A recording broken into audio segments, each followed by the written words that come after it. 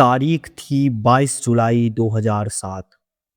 चित्रकूट के मानिकपुर का झरी खंड जंगल, चारों तरफ खौफनाक सन्नाटा।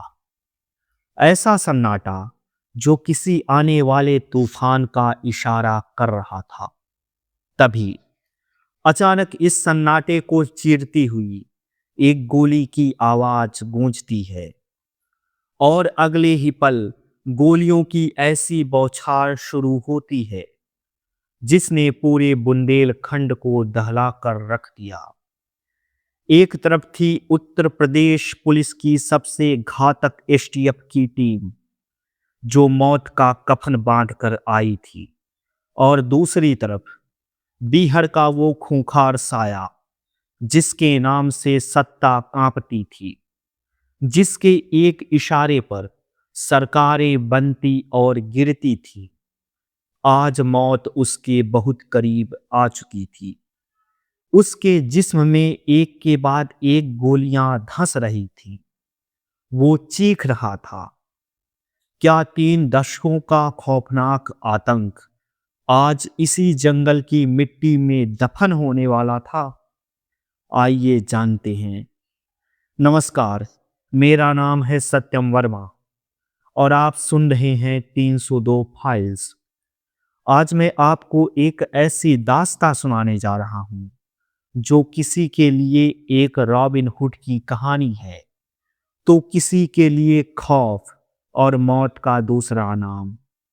ये कहानी है बिहार के उस बागी की जिसने जुर्म, दहशत और सत्ता का ऐसा साम्राज्य खड़ा किया जो आज भी लोगों के लिए एक पहेली है।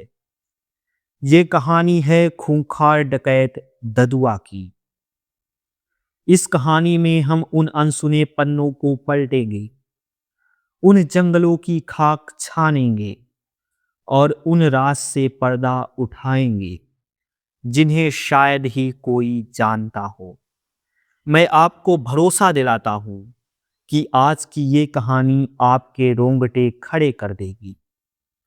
तो आराम से बैठ जाइए, क्योंकि ये सफर लंबा होने वाला है। और हाँ, कहानी में आगे बढ़ने से पहले अगर आपने अभी तक हमारे चैनल 302 फाइल्स को सब्सक्राइब नहीं किया है तो अभी कर लें और इस वीडियो को लाइक जरूर करें। आपका ये छोटा सा कदम हमें ऐसे ही सच्ची और रोंगटे खड़े कर देने वाली कहानियां आप तक लाने की हिम्मत देता है। दोस्तों, जब हम डकैत शब्द सुनते हैं तो हमारे जहन में घोड़े पर सवार, बड़ी बड़ी मूंछों वाले, कंधे पर बंदूक टांगे किसी खूंखार इंसान की तस्वीर उभरती है। लेकिन ददुआ ऐसा बिल्कुल नहीं था। वो देखने में एकदम साधारण, दुबला पतला सा इंसान था। उसे देखकर कोई नहीं कह सकता था कि ये शख्स यूपी और एमपी के जंगलों का बेताज बादशाह है। इस कहानी की शुरुआत होती है उत्तर प्रदेश के चित्रकूट जिले के एक छोटे से गांव से, जिसका नाम है देवकली। ये वो दौर था जब बुंदेलखंड में जातिवाद और जमींदारी का जहर लोगों की नसों में दौड़ रहा था। अमीर और ताकतवर लोग गरीबों को अपनी जूते की नोक पर रखते थे। इसी देवकली गांव में राम प्यारे पटेल नाम का एक सीधा साधा किसान रहता था। राम प्यारे का एक बेटा था, शिव कुमार पटेल। यही शिव कुमार पटेल आगे चलकर बना ददुआ।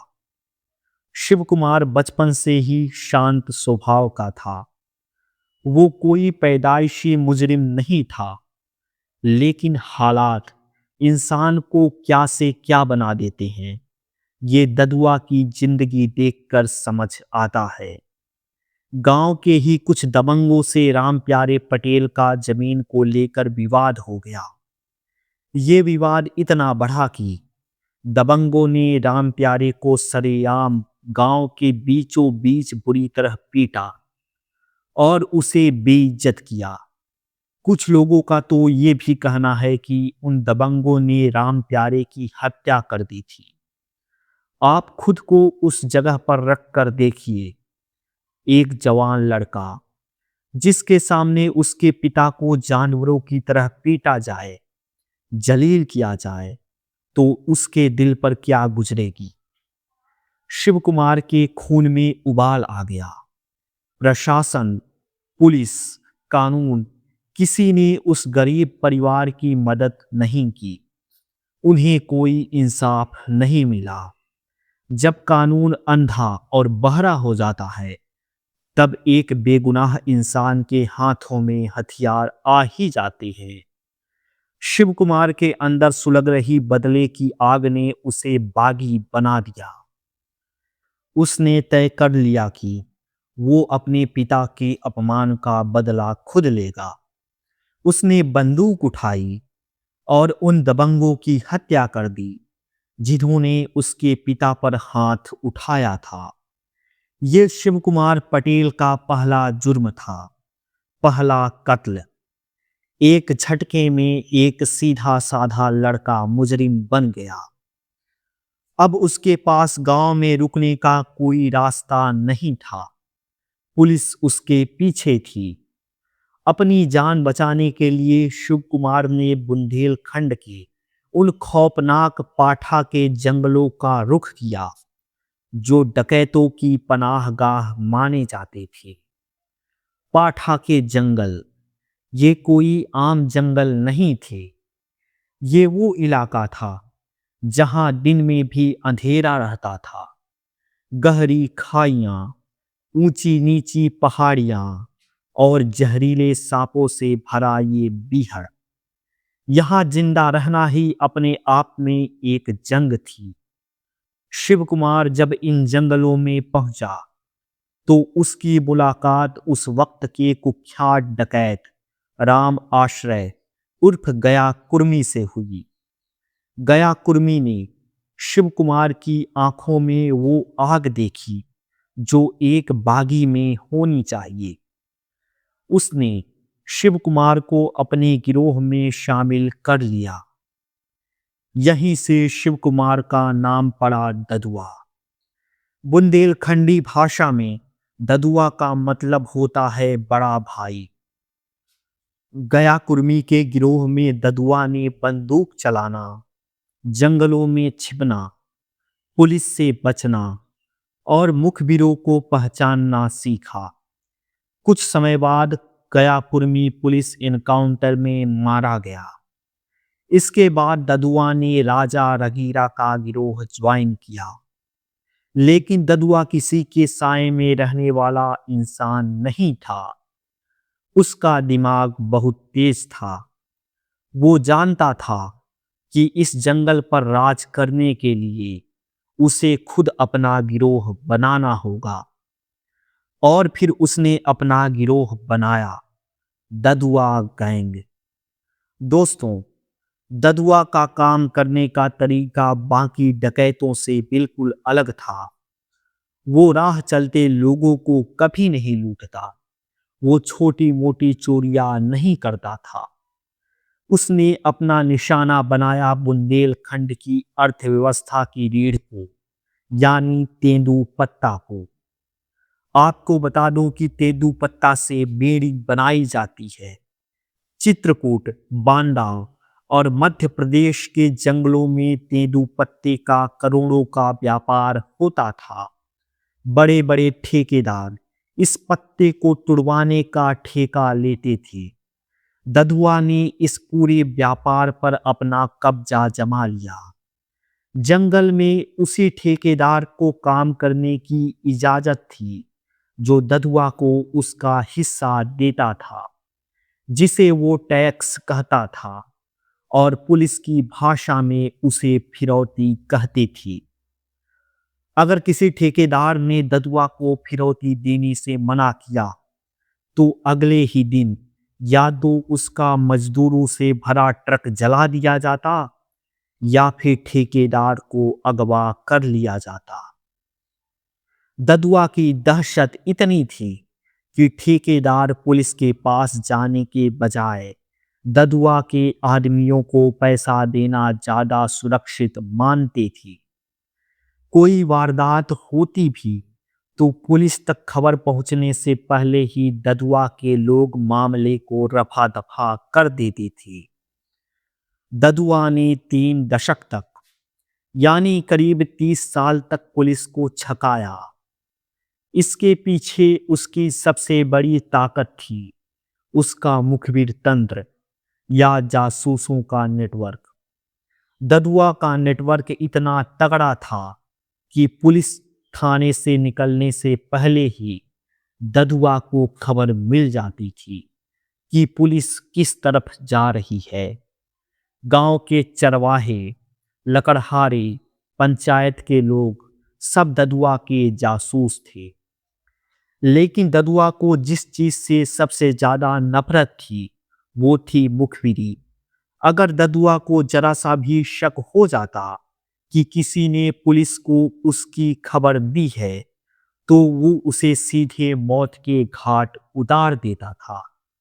वो कोई अदालत नहीं लगाता था, सीधा फैसला करता था।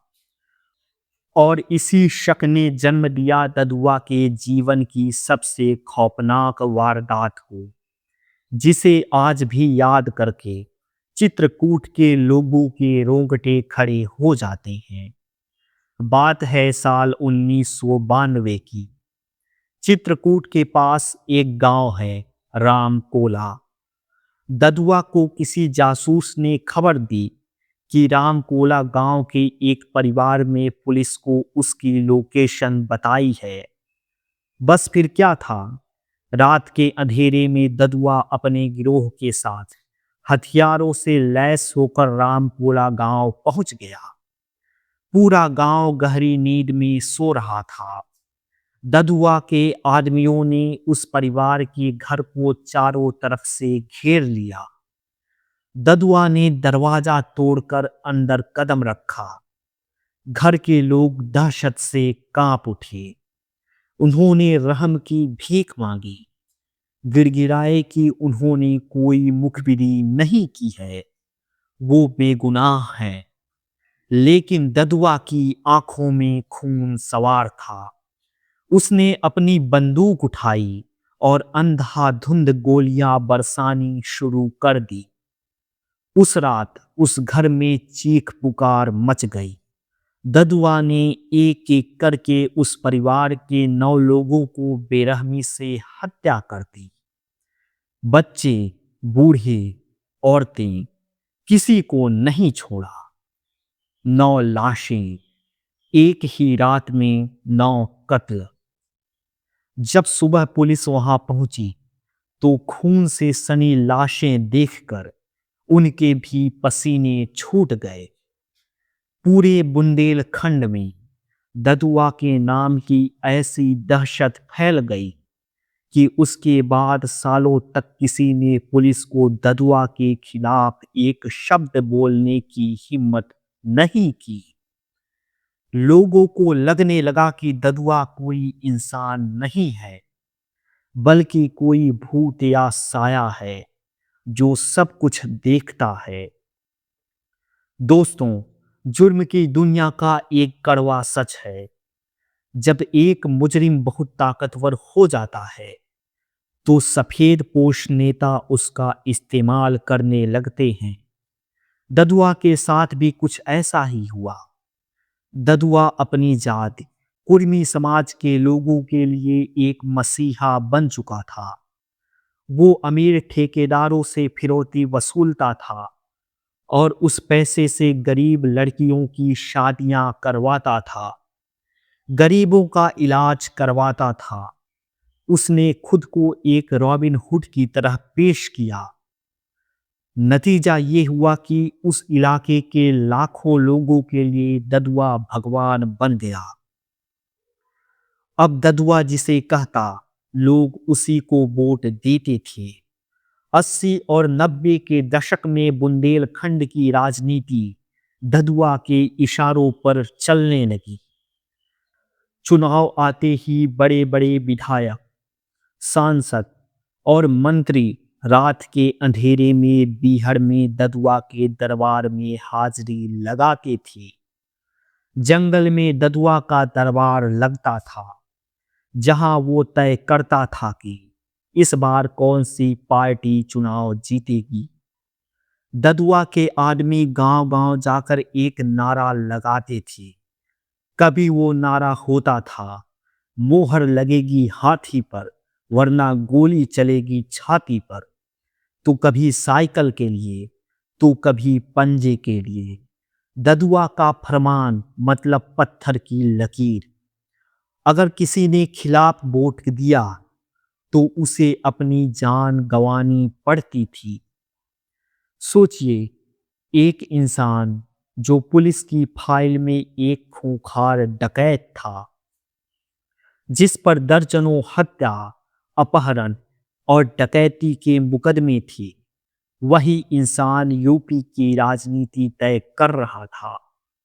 उसके भाई, बेटे और रिश्तेदार राजनीति में उतरे और विधायक, सांसद बने। ददुआ ने जुर्म और राजनीति का ऐसा गठजोड़ बनाया कि उसे छूने की हिम्मत किसी भी सरकार में नहीं थी।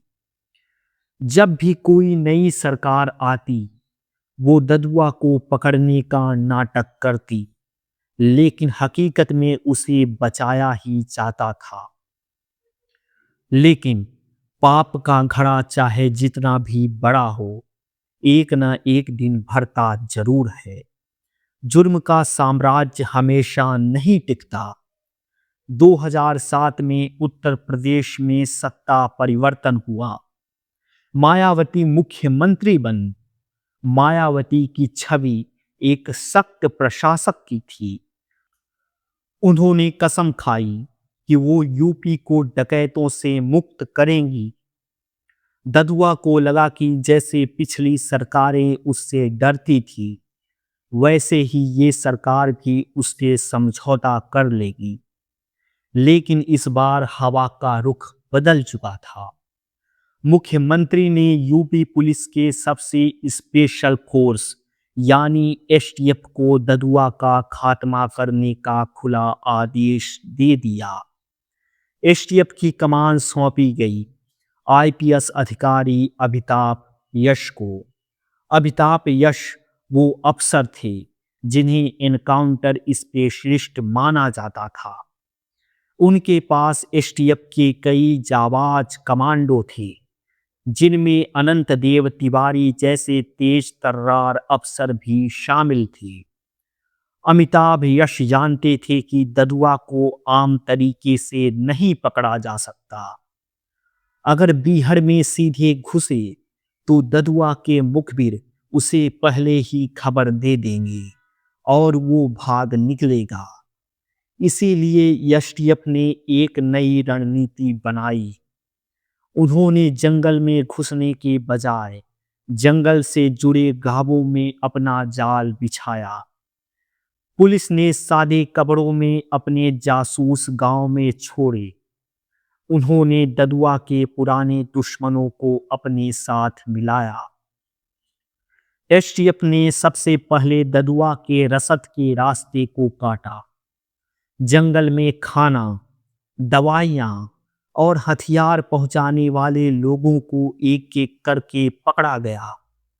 ददुआ को धीरे धीरे समझ आने लगा था कि इस बार की पुलिस अलग है। एसटीएफ महीनों तक जंगलों में भटकती रही।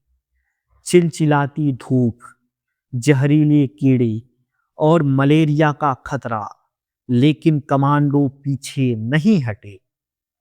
एसटीएफ को एक बहुत ही पक्की मुखबिरी मिली।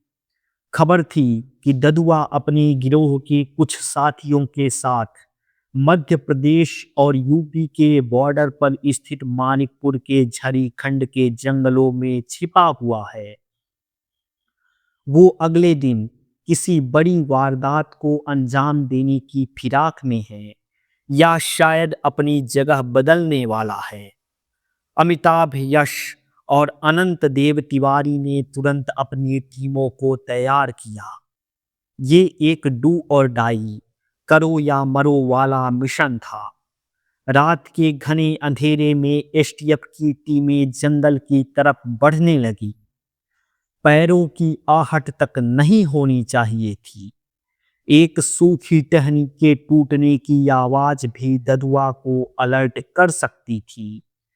कमांडो ने अपने चेहरे पर काला रंग पोत लिया था और हाथों में आधुनिक हथियार थामे वो खामोशी से मौत के उस जंगल में घुस गए। अब आप खुद को एसटीएफ कमांडो की जगह रखकर सोचिए। रात का सन्नाटा, घना जंगल जहां 2 कदम आगे कुछ दिखाई नहीं दे रहा है, और आपको पता है कि सामने एक ऐसा दुश्मन बैठा है जो 30 साल से अपराजेय है, जो पलक झपकते ही इंसान के जिस्म को गोलियों से छलनी कर देता है। करीब 12 घंटे थका देने वाले पैदल सफर के बाद 22 जुलाई 2007 की सुबह होने से ठीक पहले एसटीएफ की टीम ददुआ के ठिकाने के बहुत करीब पहुंच गई। वहां कुछ हलचल हो रही थी। ददुआ के संतरी पहरा दे रहे थे। तभी एसटीएफ के एक जवान का पैर गलती से एक पत्थर पर पड़ा। हल्की सी आवाज हुई। ददुआ के संतरी ने आवाज सुनी और बिना सोचे समझे उस दिशा में फायर कर दिया। ठाएं, ये वो गोली थी जिसका जिक्र मैंने कहानी की शुरुआत में किया था। ये गोली एसटीएफ के एक जवान के पास से सनसनाती हुई निकल गई। अब छिपने का कोई फायदा नहीं था। एसटीएफ ने तुरंत अपनी पोजीशन ली और जवाबी फायरिंग शुरू कर दी। झरी खंड का वो शांत जंगल पल भर में एक भयानक युद्ध के मैदान में बदल गया। दोनों तरफ से ऑटोमेटिक हथियारों से गोलियां बरसने लगी। ददुआ और उसके आदमी पहाड़ी की ऊंचाई पर थे, जिसका उन्हें फायदा मिल रहा था। वो पुलिस पर अंधाधुंध गोलियां और हथगोले फेंक रहे थे। ददुआ जोर जोर से चिल्ला रहा था, अपने आदमियों का हौसला बढ़ा रहा था। मारो सालों को, कोई जिंदा नहीं लौटना चाहिए। ददुआ की खौफनाक हंसी जंगल में गूंज रही थी।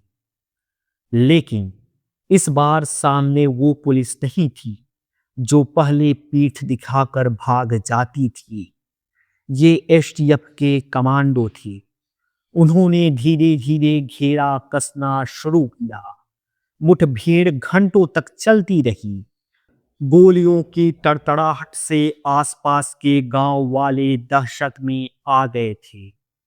अचानक एसटीएफ के कमांडो अनंत देव तिवारी की राइफल से निकली एक गोली सीधा ददुआ के एक खास आदमी को लगी और वो वहीं ढेर हो गया। अपने साथी को गिरता देख ददुआ बौखला गया। वो कवर से थोड़ा बाहर निकला पुलिस पर फायर करने के लिए, और यही उसकी जिंदगी की सबसे बड़ी और आखिरी गलती थी। एसटीएफ की एक सटीक गोली सीधा ददुआ के सीने में जा लगी। ददुआ लड़खड़ाया, उसके हाथ से बंदूक छूट गई। वो जमीन पर गिर पड़ा। जिस इंसान में 30 साल तक बुंदेलखंड के सीने पर मूंग दली थी, जिसने न जाने कितने बेगुनाहों के जिस्म में अपनी गोलियां उतारी थी, आज खुद खून से लथपथ जमीन पर तड़प रहा था। अपने लीडर को गिरता देख डकैतों के हौसले पस्त हो गए। कुछ डकैत जंगल का फायदा उठाकर भागने लगे, लेकिन एसटीएफ ने उन्हें भी मार गिराया। कुछ ही देर में गोलियों की आवाज बंद हो गई। पूरा जंगल फिर से शांत हो गया। एसटीएफ के जवान बहुत सावधानी से उस जगह की तरफ बढ़े जहां ददुआ गिरा था। उन्होंने देखा मिट्टी खून से लाल हो चुकी थी। वहां एक दुबला पतला सा इंसान पड़ा था, जिसकी सांसें रुक चुकी थी। हाँ दोस्तों, ददुआ मारा गया था। 3 दशक का खौफ, 250 से ज्यादा आपराधिक मामले, दर्जनों हत्याएं, सब कुछ इसी जंगल की मिट्टी में मिल गया। जब ददुआ का शव जंगल से बाहर लाया गया, तो पूरे देश की मीडिया में हड़कंप मच गया। किसी को यकीन नहीं हो रहा था कि जिस ददुआ को सरकार नहीं पकड़ पाई, वो मारा गया। लेकिन दोस्तों, कहानी का सबसे अजीब हिस्सा तो अब शुरू होता है। ददुआ के मरने के बाद बुंदेलखंड में जश्न नहीं मना, बल्कि मातम सा छा गया। हजारों लोग ददुआ के अंतिम संस्कार में रोते हुए पहुंचे। उनके लिए कोई डकैत नहीं, बल्कि उनका मसीहा मरा था। हैरानी की बात तो ये है कि ददुआ के परिवार और उसके समर्थकों ने चित्रकूट में ददुआ का एक भव्य मंदिर बनवा दिया।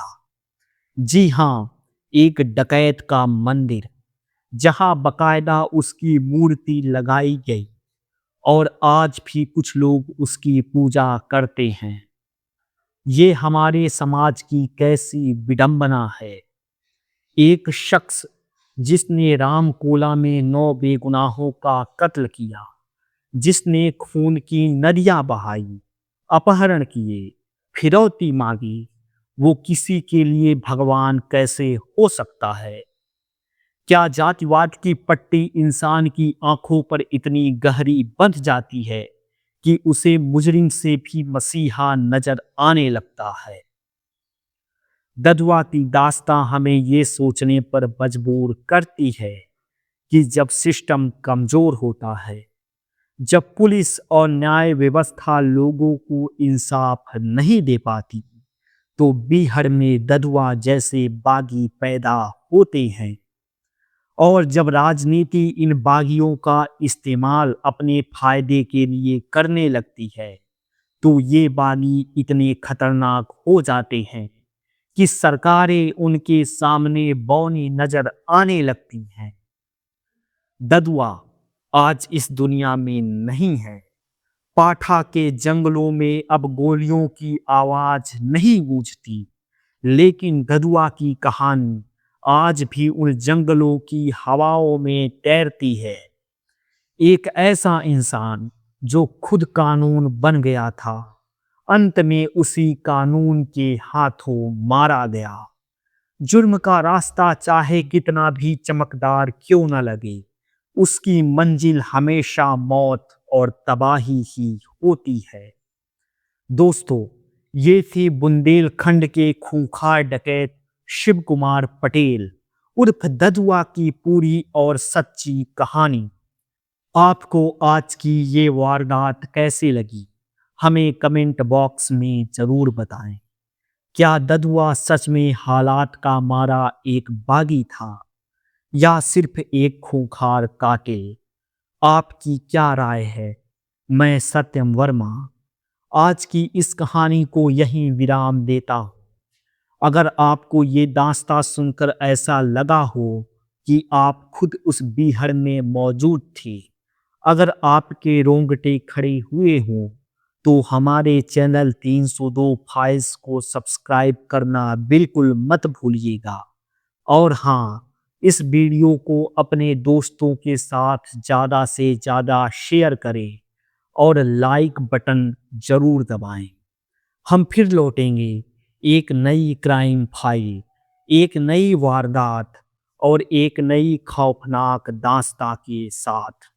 तब तक के लिए अपना ख्याल रखें, सुरक्षित रहें और जुर्म से दूर रहें।